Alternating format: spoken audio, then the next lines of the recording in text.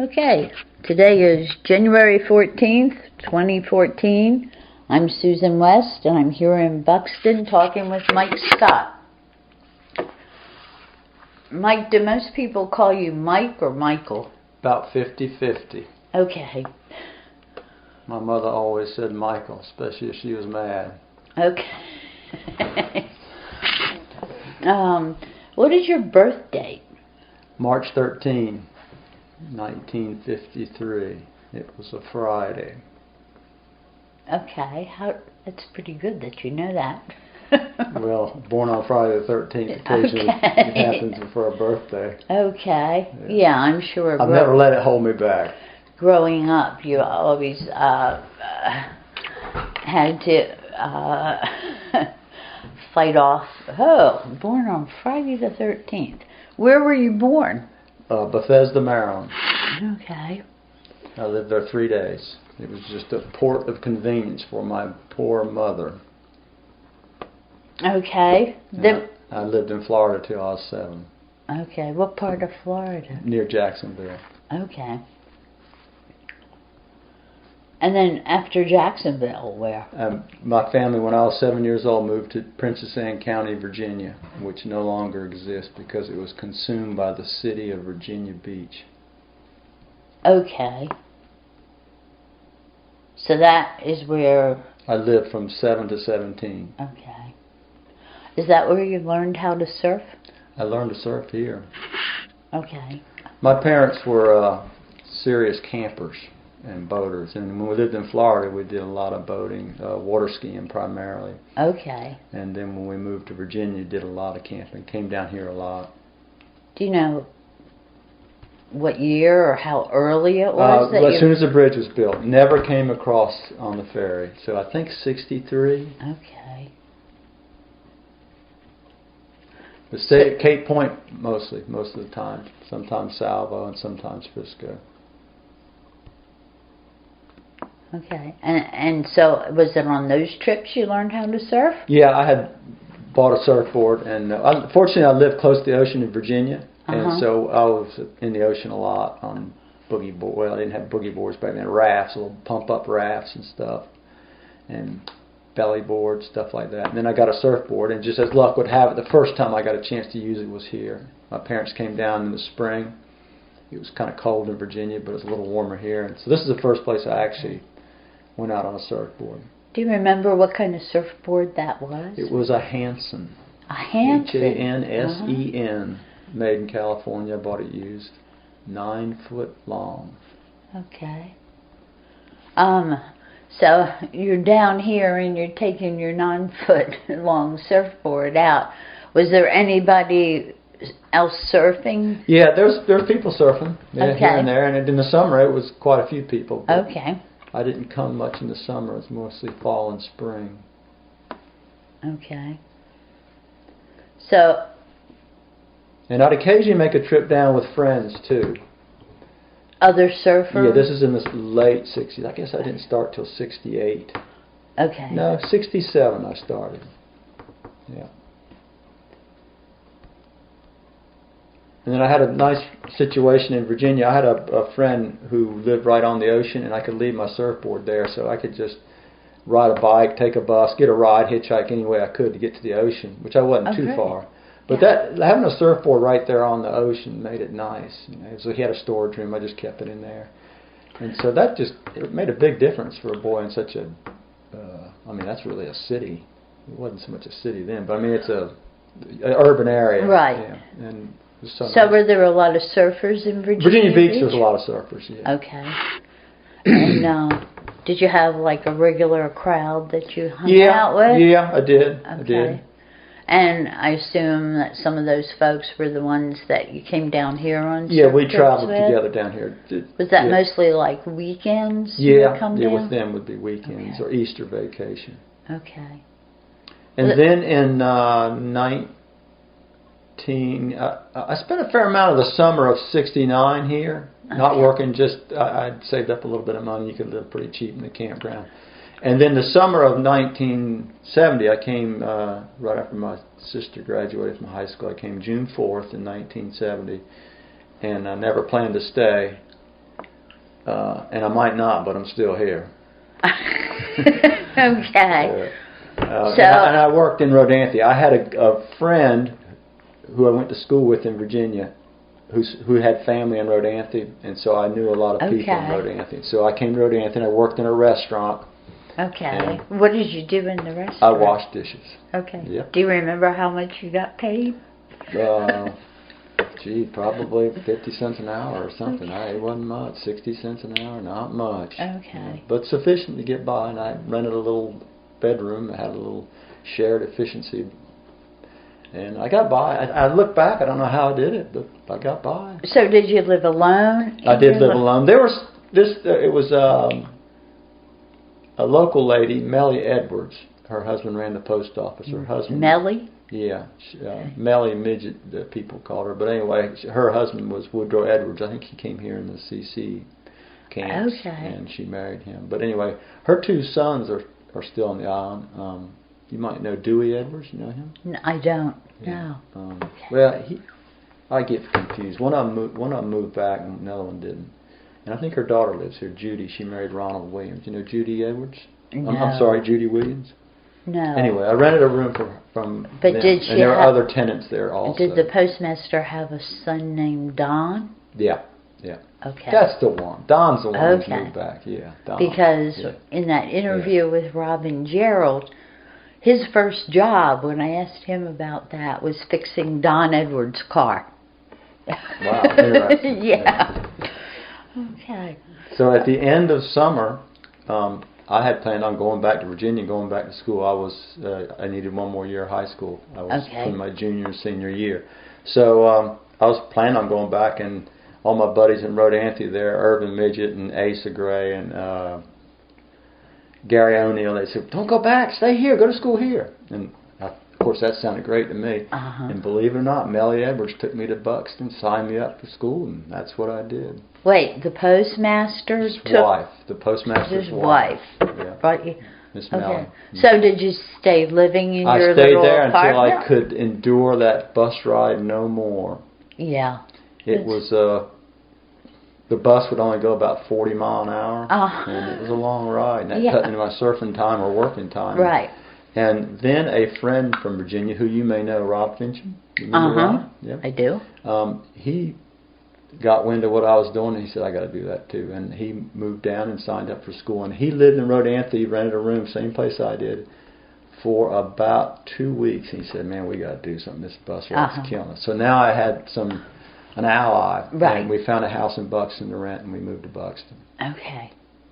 And then how did you pay for it? I just worked, lived frugal, ate a lot of cream of wheat and mush and oatmeal, and I don't know how I survived. I don't know how I did it, but yeah, I don't think I ever had more than enough money to last for 3 or 4 days, but I always had enough to get by. So,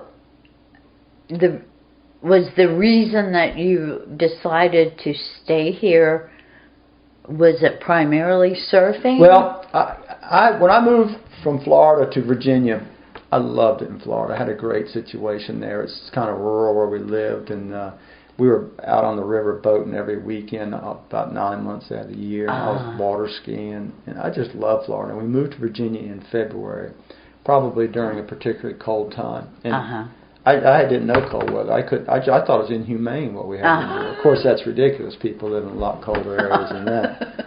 But I don't think I ever liked Virginia. On a subliminal level, maybe. I don't know. But anyway, so, yeah, I came here to go surfing. I was just young and dumb, and all I wanted to do was surf. And I felt some obligation to finish in school, and when the boys suggested that suited me. Okay, that's great. And I think I just liked it better here. And especially after a year or two. How did you find a house to rent? I mean, you and Rob, 17, 18 years old? Years old. You know, you come knocking on my door. Grapevine. You know, I was going to school, so I had a little bit of info there. Actually, the house belonged to Noe Price in Avon. The house was in Buxton, about a quarter mile from the school, which was kind of nice. It was an old house, poorly maintained. It was empty. They were happy to have somebody in it. Okay. Didn't have suitable heat, really. Didn't have a water heater. It was pretty primitive. Uh-huh. But it didn't leak when it rained, and you couldn't feel the wind inside. Right. And we did manage to get one stove going and we ended up, during the coldest time, we ended up sleeping by the stove. Uh-huh. But other than that, we slept in the cold bedrooms. Yeah, young and dumb, don't know no better. I mean, I came from a stable home where the heat was on, low middle class, but my parents were very frugal and clever, so we had a lot of good experiences. That's why we were campers, because we couldn't afford to go to the resorts, but we could sure afford to go camping, and we did a pile of it for poor folks. We had a lot of great experiences. So... But it was definitely a step down for me. But young and dumb with your eyes on the surf.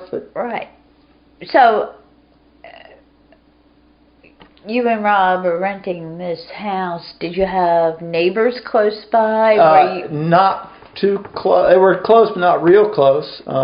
Ed Quigley lives. Actually, the house would be right across from Phil and Karen Bernasoni. Okay. Ed Quigley was over there. I didn't see much of Ed.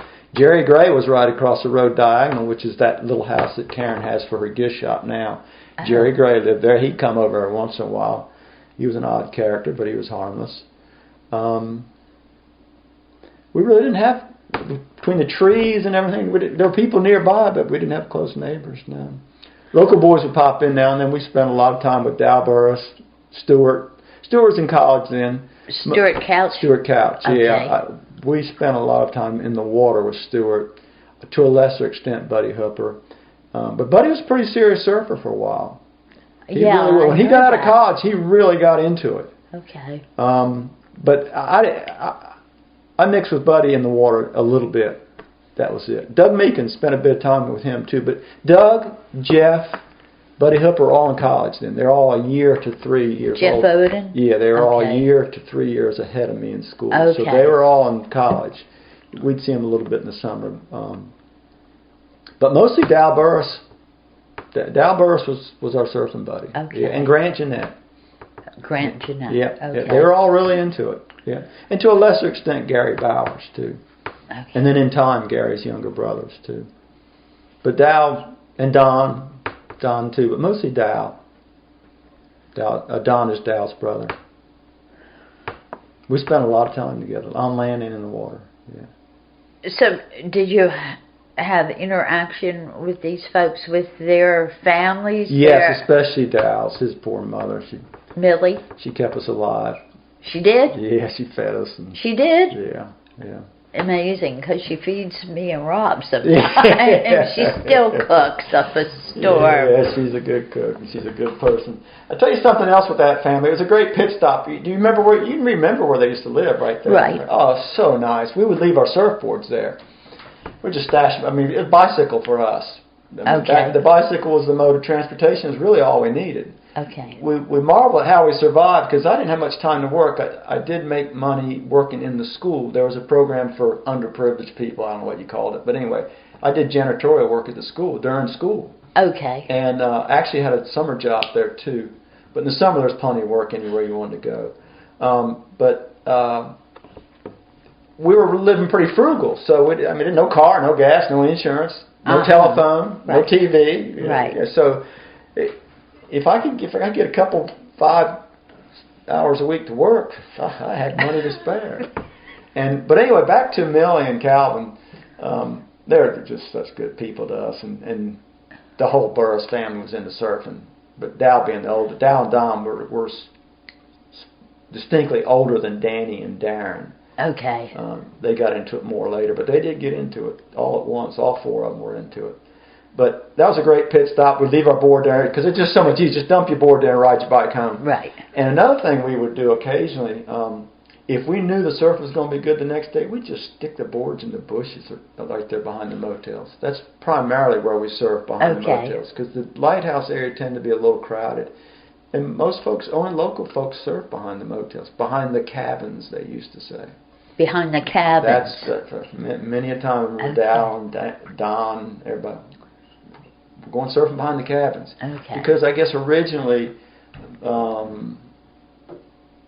Edgar Hooper's family, his mother and father, and Carol Dillon and her sister, they all built what were considered cabins. That was the first units on the beach. You remember those, I'm sure, the smaller ones. I In do, fact, maybe but some of Miss Carol's might still be yeah, there. but I don't remember ever hearing them Behind the referred to cabins, as surfing the behind the cabins. cabins. Surfing behind the cabins. Okay. Yeah. So Millie and Calvin were okay. I mean, they didn't. They were good to us. Now Calvin was working in Ocracoke then, so we didn't see a lot of long hours because he's riding that ferry back and forth. He had the filling station down there. Okay. And Millie kind of ran the filling station in Buxton. Oh, she did? Yes, she did. I didn't know that. Sort of. Yeah. I did not know that. Interesting. So what other kind of jobs did you have? You well, let's worked at see. the Shortly school. after getting out of high school, that next winter, was it that next winter? Jasper Williams Jr. was in my senior class, and I'd gotten to know his father a little bit, and somehow beach fishing was a big thing back then, and somehow he got wind that I was interested, and he offered me a job, which I felt very pleased to have the offer, and of course I accepted it. So I fished with Jasper and Johnny on the beach. Okay, Johnny Williams? Johnny Williams, yeah. Were they brothers? They were brothers. Okay. Yeah. And Johnny's still around. Uh-huh. Yep. Married to Barbara? Yes. Okay. And so you were fishing on the beach. Tell me a little bit about that. Well, the primary focus was rock fishing, and you got started in November. If it got a lot of cold weather, you'd catch a few up Oregon Inlet, maybe even up to Body Island in November. And so you traveled? Yeah, but those guys had gone all the way as far as Corral in previous years, but I never went that far with them. Okay. I don't know if I ever even, I think we went across the inlet, but I don't know if we ever even sat on Body Island, but I do remember sitting on Oregon Inlet side. Okay. And then as the winter progressed, the fish would just come right on down, and Cape Point would be the prime spot, but sometimes they'd be to Hatteras Inlet too. Now in later years, they caught them more off Ocracoke and Portsmouth Island, but I only haul seine for them the 1 year. Okay. And I remember a couple of years back when I was talking to you and you mentioned camps. Tell me about that again. That's pretty neat. And there's plenty of people who could tell you more detail than me. But we spent a lot of time on the beach. It used to kill me. It'd be blowing a gale northeast. You knew you weren't going to fish. Current ripping down the south side. But we'd still be out there. Had to be out there. Those guys had nothing better to do, I guess. But anyway, that's how it was. So you hear a lot of stories, and it was kind of neat because they'd go. We're going to go down. We had 2 trucks and 2 boats, and somebody said, "Well, I'm going to go down the beach, check something out. I'm going down to Rocky's camp." And these guys, they knew where Rocky's camp was. So to them, that spot of beach, even though every trace of Mr. Rocky and all his fishing experience there was long gone, they still knew that spot of beach was Rocky's camp. A little further down, or maybe up, I don't know, was Mr. Nace's camp, Nace Jeanette, NF's father. Okay. They would camp out there, as I was told. They'd be out there Sunday evening, right on around till Saturday night. Oh, really? Yep. They'd spend the whole time, unless they got a catch, then they'd hike it through the woods. Actually, through the road that Doctor's Road that the Coastal Reserve is on. Right out to what they call Earl Miller's Landing. You remember Earl Miller's house out there? The house is long gone. It's right behind Keith Gray's now. There's a creek there. Yeah. There's a creek there. Okay. So they would horse and cart those fish off the South Beach. And that trail used to be open enough that if you had a little bit of daring and you could get through there. I remember going through there all the way. But you got to understand it's ridge, marsh, ridge, marsh, ridge, marsh. So you're traversing a lot of marsh. But they had kind of filled in certain areas. They threaded it where the ridges got the closest that they could, and they came through there. So they bring their trucks through with...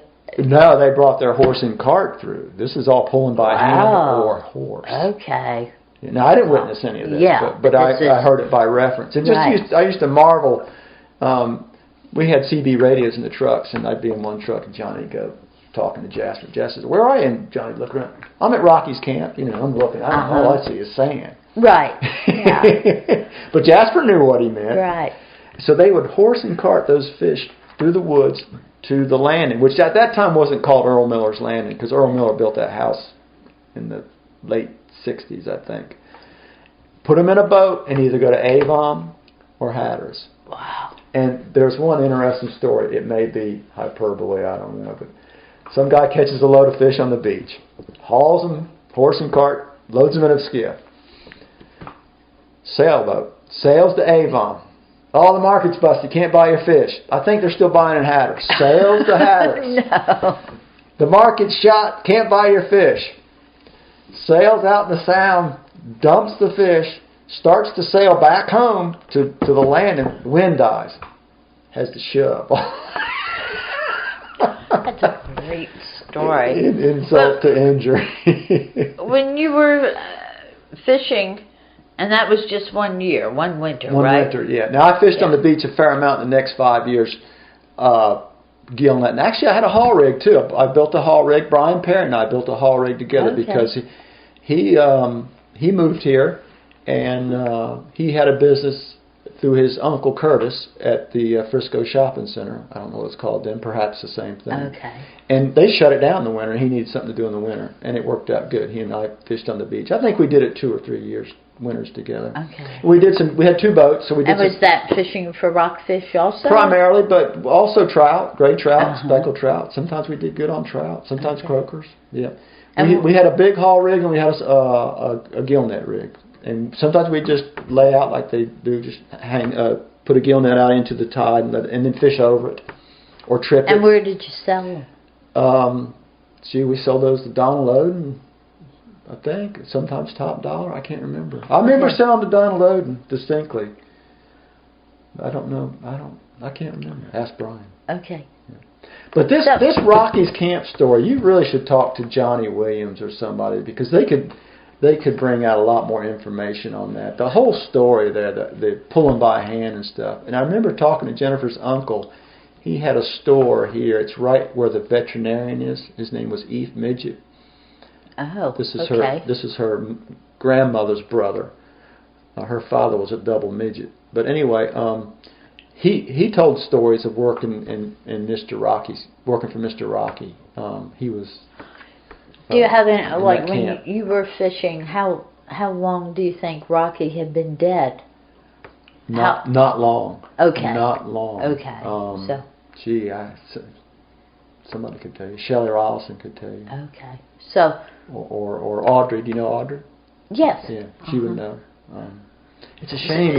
Shame James isn't still here, because James would know so much. Yeah, he had good stories. So the older men who were fishing, they remembered Rocky. Yes, and that wasn't too much of a stretch for them at all. For Johnny and Jasper, not too much. In fact, Rocky built beach stores. He's the only one.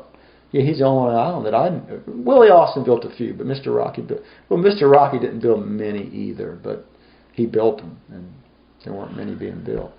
Well, that brings me around to building boats, because I seem to remember you telling me in one conversation that while you liked fishing, you were always interested in the boats, right?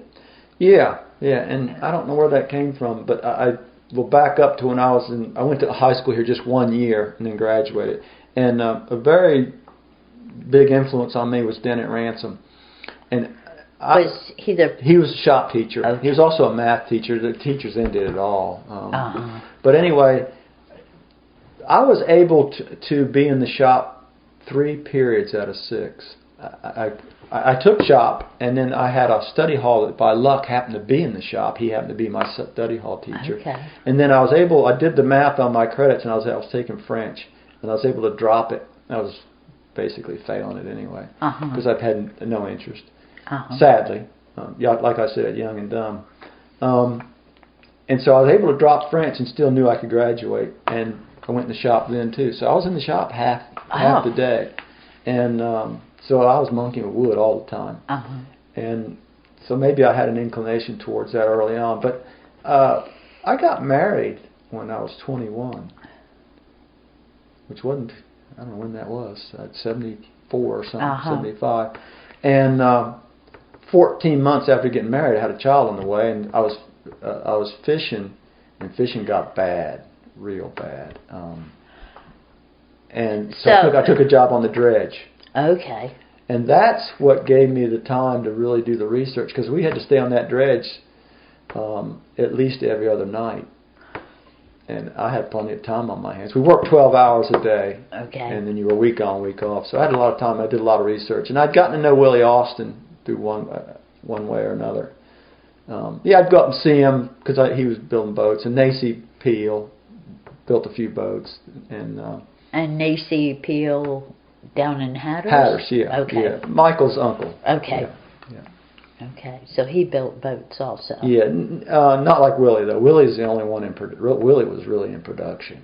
He was? Yeah, he was a full-time boat builder. And what kind of boats did Mostly he build? skiffs. He did build a very few bigger dead rise boats, but not many. Mostly flat-bottom boats. Okay. Do you have any idea if any of those are still around? Probably. Occasionally. He had a distinct shear line, and you could spot them a mile away if you saw one. What is a shear line? The run of the gunnel. Okay. Yeah. Where were we going with that? What got me interested in boat building? Yeah, I was fishing, and then actually when I was on the dredge boat, I was. It was a great port in a storm because you could make money, and the dredge boat people made more money than the ferry. It wasn't a lot, but it sure was better than the ferry boat, and it gave me some time to do the research and stuff. And then on the week off, I was fishing. Eventually, I think I stayed there about 14 months, and I was finally making more money my week off than my week on. I said goodbye. I did a lot of crabbing early on. Oh, you did? Yeah. Okay. I crab potted for 5 years. Out of Buxton? I started Buxton 1 year, Frisco 1 year, and Hatteras 3. And I made more money in Hatteras. I should have been in Hatteras to start with. More crabs there? More crabs, closer to the inlet. Uh-huh. Yeah. Okay. Yeah, more crabs. More everything. Hatteras is the place to be. Okay. I should have gone earlier.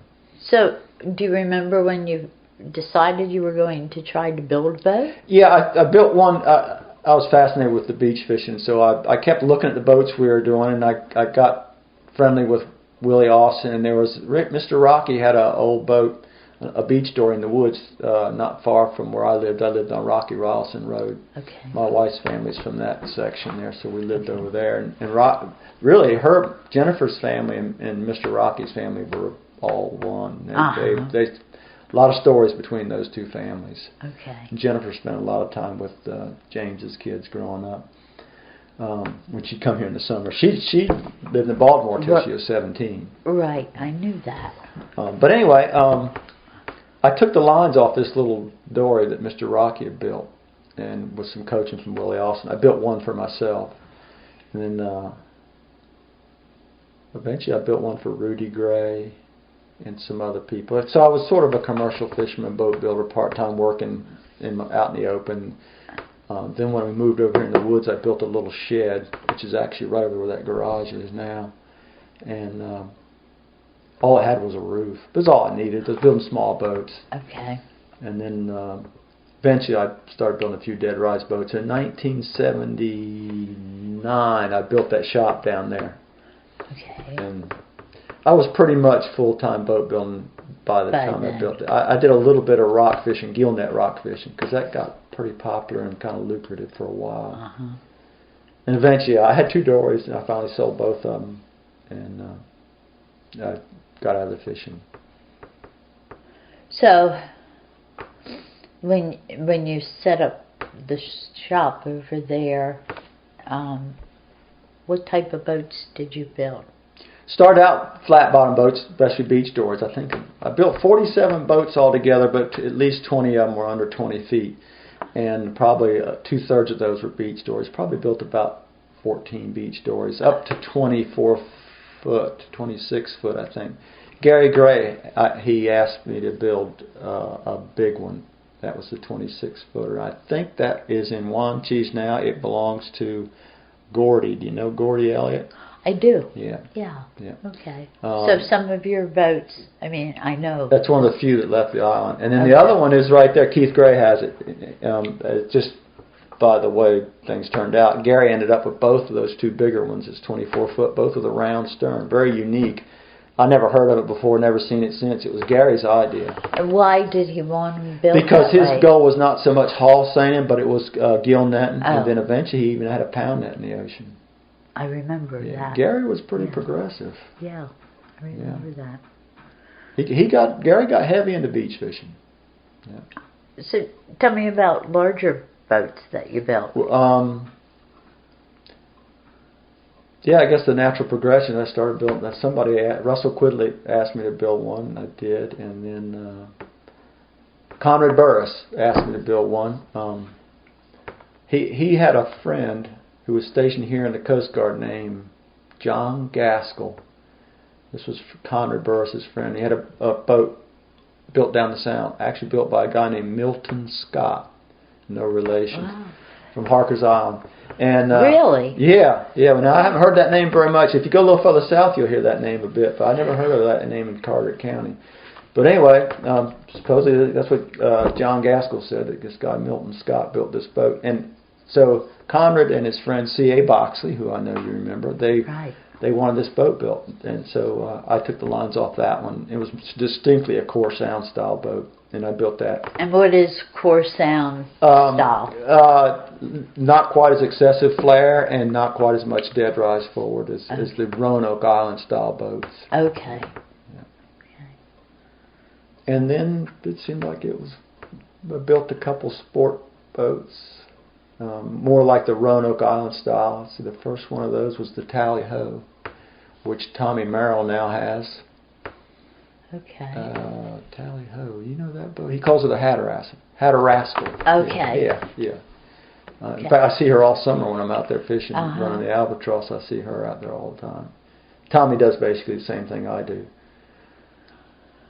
So, like when you see that boat out there, or you see other boats that you've built, do you feel an attachment? Yeah, a little bit. I mean, Isn't it kind of interesting? Were they like your, kind of like your babies? Yeah, a little bit. I mean, how long does it take to build a boat? Well, we built that. I had a crew of 2, myself being 3. Built that Mamacita in 6 months. Okay. But golly, I was working 12 hours a day, 7 days a week. That's the biggest one I built. She's 39 foot. And the one that Rob has is 36. I can't remember how long it took to build that. That was drug out because Burness kept changing his mind about different things. That was a convoluted planning stage for that boat.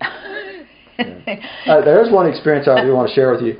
I was fishing in the inlet, I think it was 2 years ago, and Tommy Merrill was not far from me. He often isn't. And I didn't notice it, but Tommy called me on the radio. He said, "Michael, look offshore." And there was a Lucy B coming in. And then Tommy was on the inshore side, and Rob was coming in from mackerel fishing, also they come by. I said, "Yeah, all the kids coming back." It was pretty neat. Yeah, I imagine you would feel some attachment. Yeah, it's good to see them still working, because it's just a pile of lumber unless it's doing something. Right. And they were doing something, feeding people. Where did you get the lumber? All of the lumber I used building boats came from the northeastern part of this state, primarily from Mose White and South Mills, all the juniper. Mose White? Mose White, that's what they called him. His real name was Moses. Okay. Moses White. One unique thing about Moses White, they said he's the only man in history to ever log the same track of juniper twice in a lifetime. Wow. That's what I heard said. I don't know. But he had the ability to do that most people wouldn't, because he kept working till he was 90. And he was not a logger. He was a log. He would buy a track of timber, have somebody log it. But anyway, he gets the credit for logging that track. And is juniper the same as white cedar? Yes, southern white cedar is the technical name. And why is that good for a boat? It's rot resistant. It swells easily but not excessively, so it keeps them tight. Okay. Easy to work, which is not always necessarily a requirement, but it sure makes it better. And then another lumber I used a lot of for framing was cypress. And a guy named John Kite in Indian Town, Camden, near Shiloh, Camden County, just east of Elizabeth City. He cut the cypress for me, and he would custom cut it to my needs. And I wanted heart cypress because heart cypress is very rot resistant, but sap cypress, that band on the perimeter, is not very rot resistant. So he cut the cypress for me. Occasionally, I would get wood elsewhere, and towards the end, I got some from Bill Beatty. And where was he? He was initially he was in Matteo. He got his logs from over by the bombing range in Dare County and a little bit of Hyde County maybe. Okay. But he now has a place very near the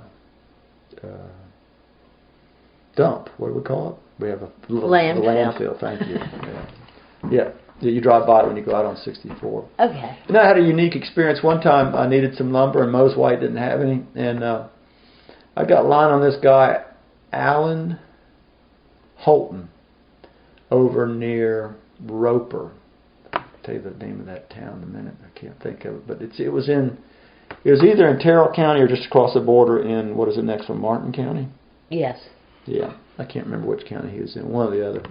But anyway, so I went to see him, and he was there on a tractor doing some work out in the yard or something. He said, "Yeah, the lumber's over there. Go pick out what you want." He said, "Whatever you don't want, set aside." He said, "I'll go ahead and make siding out of that." So we went over. We had free range. I loaded up my trailer, and he went through it, and we paid him, and everybody's happy and left. In fact, I took my brother with me out there. He still remembers it. And never heard of Alan Holton again for many years. And then Jennifer drugged me off to a Christmas party with her co-workers, the fellow public health nurses, up somewhere up the beach. I think it was actually in Nag's Head. And there was a gang of folks there.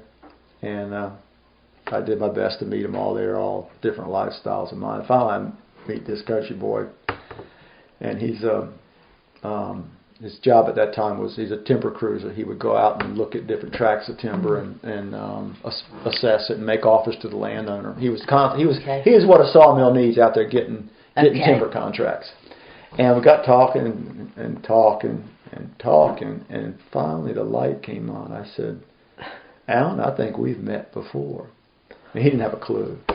But I started telling him some things, and sure enough, that was him. Isn't that funny? Yeah, 20-some years later. Isn't that funny? Yeah. And now I talk to him semi-regular. He's a good guy. In fact, he just helped me with a timber track I got out in the mountains. Small job, but anyway, he helped me get that taken care of. Yeah, good guy. He, by the way, Alan Holton is an interesting guy, very interesting history. His father, Alan lived here on the island from the time he was for a newborn till he was 3. Of course, he doesn't hardly remember. He just maybe 3 or 4. His father came here to log the woods in Buxton and did so. Really? Yep. Interesting. Yeah. Well, one day, Alan came down one time, him and his wife. His wife was a nurse like Jennifer. And Jennifer and his wife is named Robin. They were buddies for quite a while before Alan and I reacquainted. So he wanted to come back down. He wanted to see where he used to live. And actually, he couldn't figure it out, but I did because I remember the house. The house was long since tore down. But Bernice Balance's father had built a house. I don't know when it got tore down, but I remember it being abandoned right across from where the beauty shop used to be in the old bank. You remember that, don't you? Yep. There was a house there set off the road, not far, kind of in front of Miss Amelia's, but the woods separated.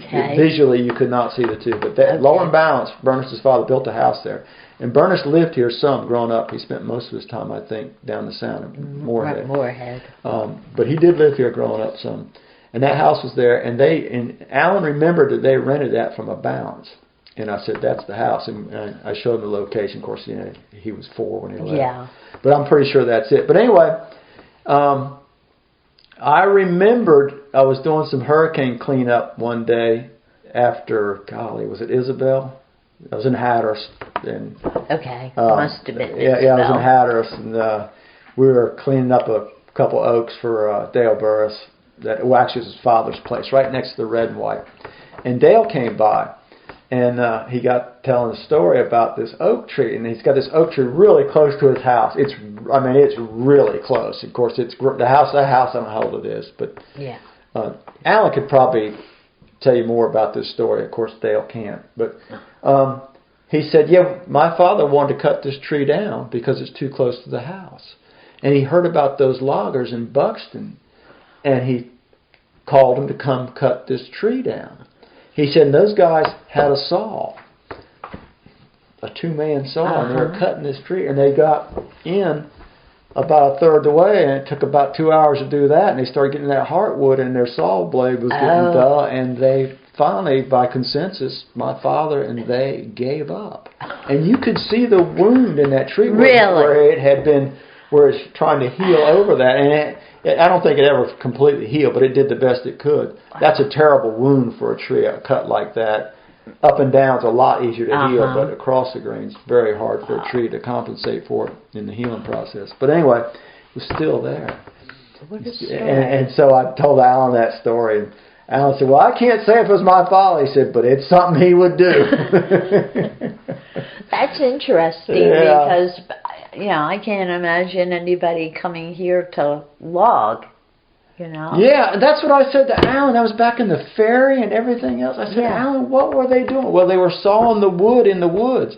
Because I remember, I used to spend a lot of time walking in the woods. And I remember the saw pit. People used to tell me it was back there. And finally one day I saw it. You could see a lot of, sawdust was, even in 1970, the sawdust was like, that was in the early 50s, so it was almost 20 years old. But you could see an area where there was a lot of sawdust. It's kind of behind, it's kind of be right smack in the middle of Hatteras Pines, somewhere in there. It's all changed so much now, it's hard to say. Yeah. But I remember an area that's kind of, it looked like... It was different. It was different. A lot of organic material built up there. But apparently they were sawing the lumber here and then trucking it out of here, not trucking the logs out of here. Okay. They had a little sawmill back there. Because I remember many a person saying that there was a sawmill back there. I didn't know that. And then just for historical purposes, in the summer of 73, they logged it again, what was called the Blades Foreman tract, which now I think belongs to the state. Okay. They logged it, and I mean, it was 4 trucks a day come out of this woods for 40 days. I couldn't believe how much timber they hauled out of here. Pines, all pines. And this is in 73? The summer of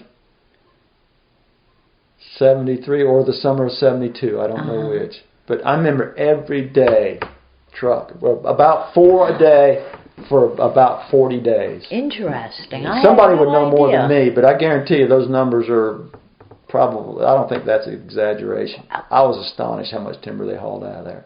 Yeah. And that's only a small portion of the woods. That was a big tract, but percentage-wise, I guess it could have been 20% of the private property, because 2/3 of Buxton Woods belongs to the park. Right. Approximately. Yeah, that was amazing to me, here on the island, trucking them things. The fuel was cheap back then. True. And they owned that track, and I guess they know timber, that crowd, and they said, hey, it's going to, with pine trees especially, they reach a point where you need to harvest them or you're going to lose them. Either the wind or the beetles or age will get them. Right. So that was remarkable. Yeah, that is incredible. I've never heard that, and I never would have imagined that. The story that Alan told was just so interesting. Yeah, he knew all that. And since then, I don't know where I got this. I got the Park Service put this out. It's called A Land Disturbance History of Buxton Woods. I'll be glad to loan it to you sometime if you'd like to look at it. It's kind of interesting. And they mentioned, I dug it up about a year ago. Alan stopped by one summer, and I got thinking about him. I dug that thing up, and it mentioned his father and his mother in there. Yeah, and his land disturbers. Yeah. It mentioned their logging that they did. And his Alan's godfather is Gibbs. His last name is, I forget his first name, but it was his father's partner, this guy named Gibbs. And Alan's grandfather was a logger also.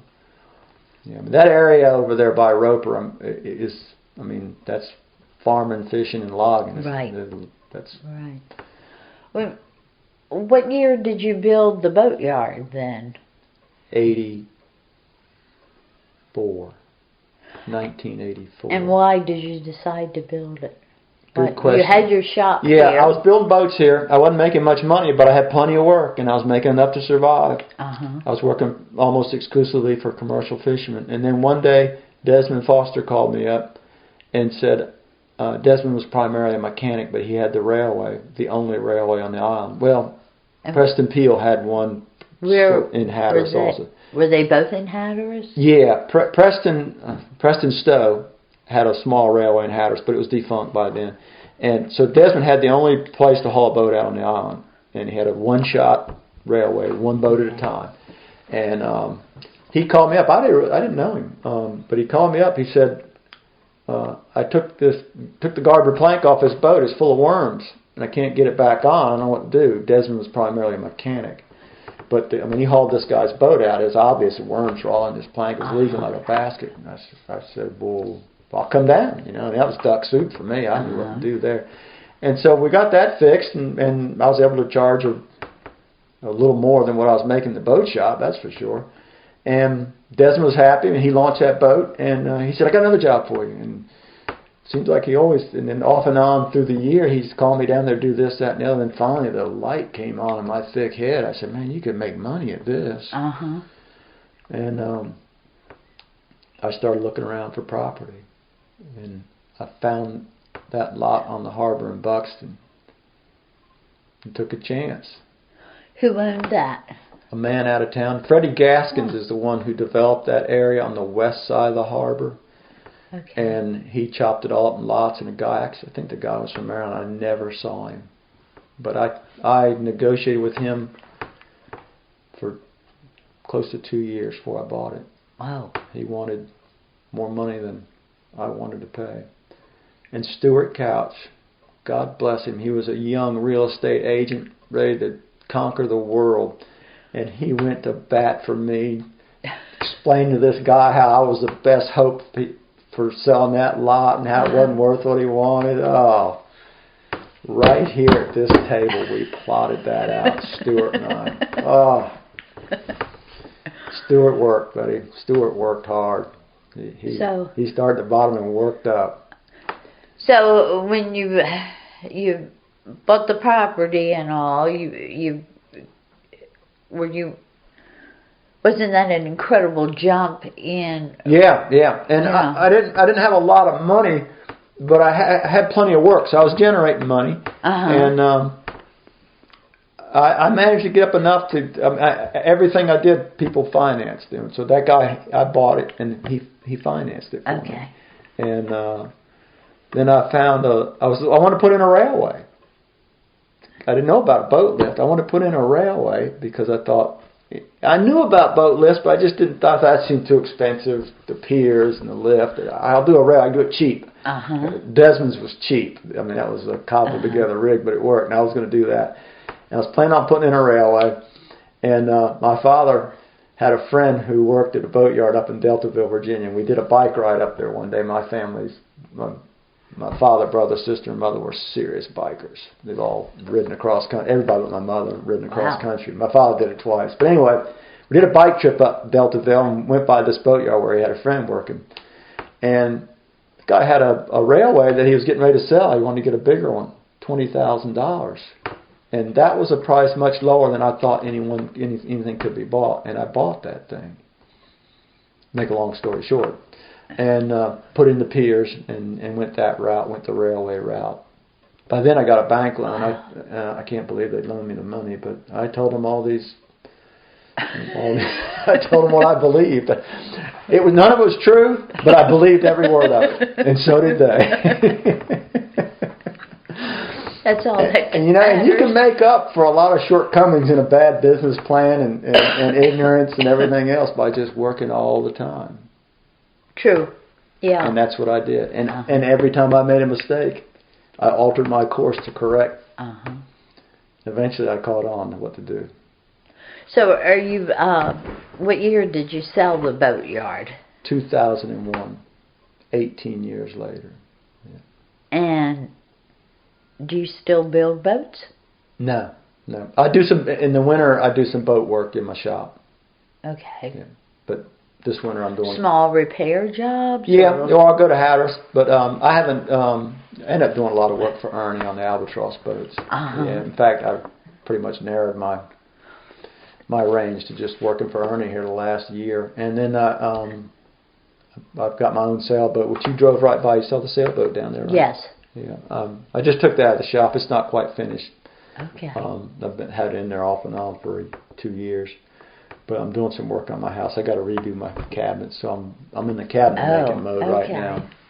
So what do you do for Ernie then? Whatever needs doing on those boats. He has other people that do work for him also. Usually I end up working on the boat I run, the Albatross. She gets the last of the attention in the spring, and Ernie has high plans for getting everything right by fishing season, and it's enough for him to get the second and the third ready.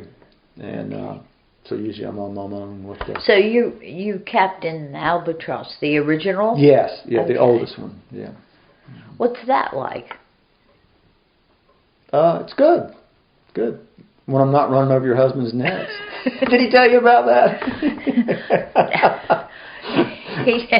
He told me to tell you hello today, and that he hopes you're doing well. And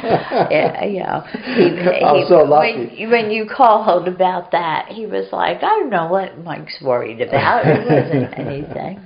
I was lucky. Lucky. It didn't hurt a thing. Yeah. But I was lucky. It's hard. I fish without a mate. When Ernie first got me to run that boat, I fished offshore and inshore. And offshore you have to have a mate. It's just too much to do. But inshore I had a mate, and I was falling asleep up there on the bridge. Not falling asleep, but I was getting bored. Right. So I built that lower station on the boat and talked to Ernie. I said, him and Brian are much better fishing offshore than I'll ever be. I said, you guys take the offshore trips, I'll take the inshore trips. And I said goodbye to the mate. And so I fish without a mate. So I have to be careful. You fish without a mate, it's a lot more responsibility. You have to pay attention. I wasn't that day. But fortunately, no harm done. But it sure could have been bad. How many people can you take out on 6. that boat? It's just a typical charter boat. Yeah. I prefer to not take any more than 4, but I take 6 sometimes. I have to coach them real carefully. I give them a pretty good speech at the dock, prepare them for what's getting ready to happen. And I try to harness the enthusiasm that most people have for doing things themselves. So I tell them real clearly, watch. I explain a few things at the beginning, and of course nothing beats seeing to learn and then eventually doing. And usually if there's any fish, I always tell them, if I can catch 10 fish, you'll know just what to do. And we almost always catch more than 10 fish. So by 10 fish, they know what to do.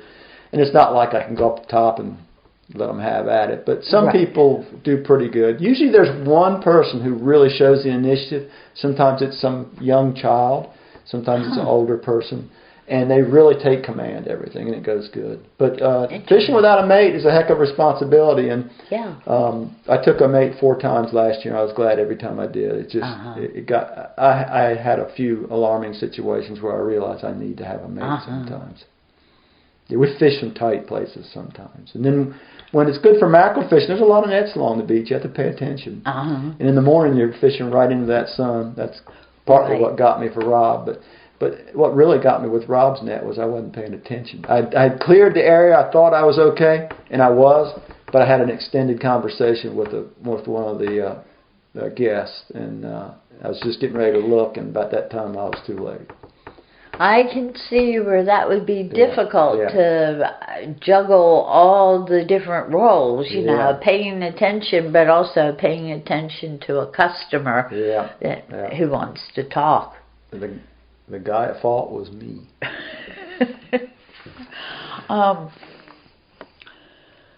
Can you tell me a little bit about some of the best surfers on the island here that you've seen? I'll tell you that the natural talent, Don Burris, he was a natural. Okay. The rest of us got good by repetition. We went a lot. We surfed a lot. Okay. But Don was a natural talent. What was the relationship? I mean, you were an out-of-towner, but after you moved here, what was the relationship between local surfers and out-of-town surfers? Say, when we used to have, like, the East Coast Surfing Championships, and people would be coming here from all over the country, did folks were there bad vibes, or did people get along? I can't speak for others. I just pretty much avoided it. It was a time of dread for me. Because they came late in the summer when we were often started getting a little surf after a long deprived spell. They took command of the lighthouse area. The competition's a great thing. I have nothing against it. Just personally, it just interfered with my life. Right. Yeah. Did you ever have a favorite surfboard? A board that you loved more than any other? No, not really. Because each one, I didn't have many boards, especially compared to many people. They went through boards like crazy. I could keep a board 3 or 4 years. I kept a wetsuit 6 one time. Stuart sold me a wetsuit. I don't know what was going on. Stuart's always the businessman, but somehow he got a little dealership for wetsuits, and he sold me one. He'd seen me wear that wetsuit year 5 and year 6. You still got that wetsuit? He wanted to sell me another one, I guess. But anyway, I tend to keep my boards. But each board was an evolution in board design. Surfboards got a lot better through the years, performance-wise. So each one was, I loved each one at the time, and each one I got knew was better. Until I don't feel like they've evolved much in the last 10, 15 years, but who knows, what do I know. Can you compare the surfers of young guys that you see out now to when you were their age? Yeah, I'll tell you, they progress so much faster. I think it's like anything, when you have it laid out that basically how to do it in front of you, in a much more refined way than your predecessors, you're going to be better. Okay. Rob Fincham told me an interesting story. He saw a kid.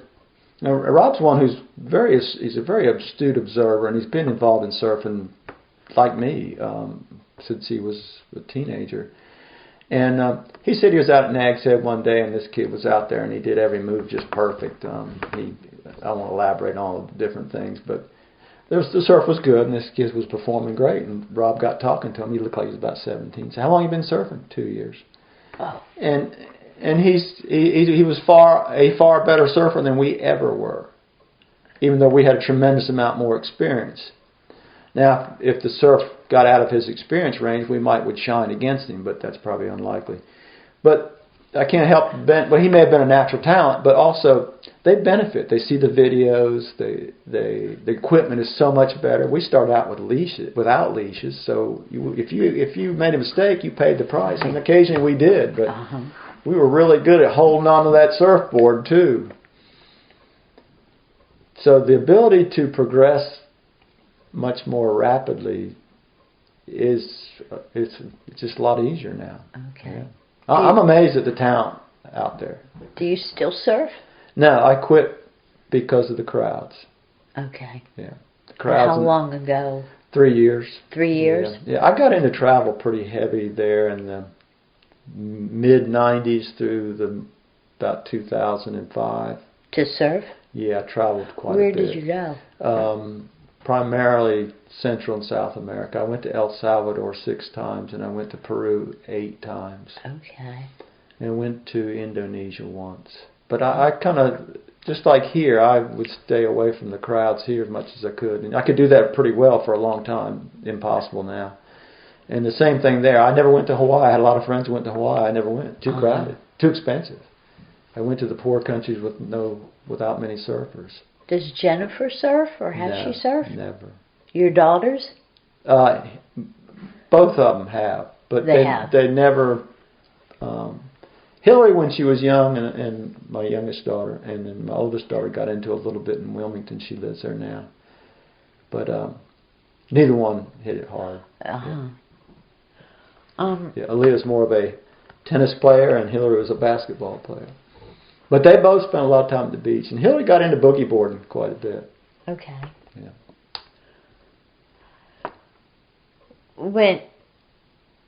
And you touched on this earlier, but when you moved here as a kid, did you plan to stay? No, I never thought I'd stay. It was just a stop along like the I said way? earlier, Or? I was young and dumb, and I never planned to stay. I didn't know where I was going, but I knew I wasn't going to be staying here. I was going somewhere.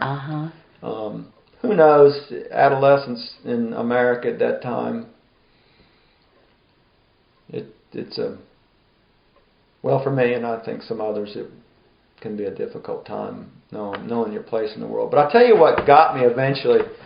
I got married pretty young, 21, and Jennifer was 18. I don't know what she was thinking. Was she living here by then? Yeah, she had come here for the summer. She's, right. Of course, she'd been here every summer all her life. But she'd come for the entire summer to work, and she was supposed to go back to Maryland and go to school, nursing school. And she didn't. Instead, she got married. So you need to interview her sometime. Ask her what the hell was she thinking.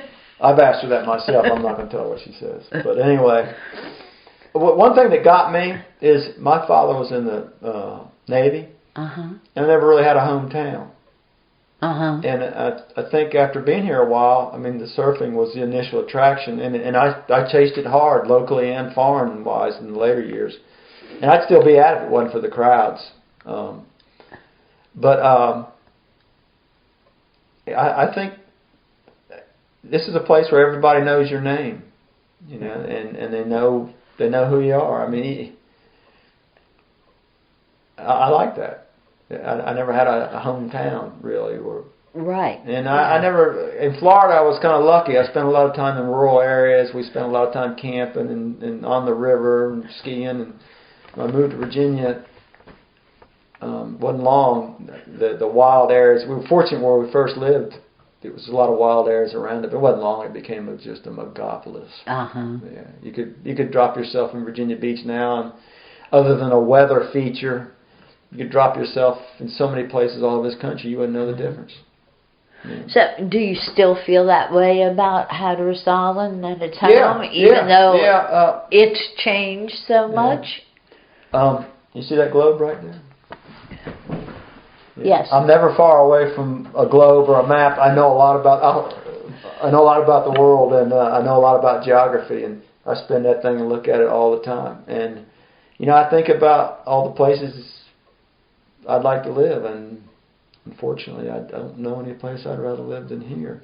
Now, that's probably an opinion evolved from ignorance, because I've not lived many other places. But I do know a lot about other places, and I've done some math, and I like it here. I hope I die here. I may not, but we'll see. Yeah.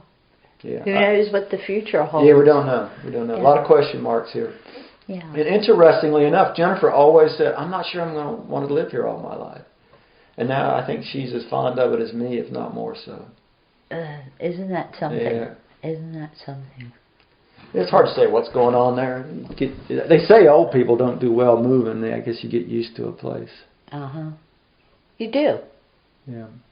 It's just nice. Like you said, it's nice to live in a place where people know your name. Yeah, and they know what you stand for. Right. Yeah. You don't have to explain yourself. Right.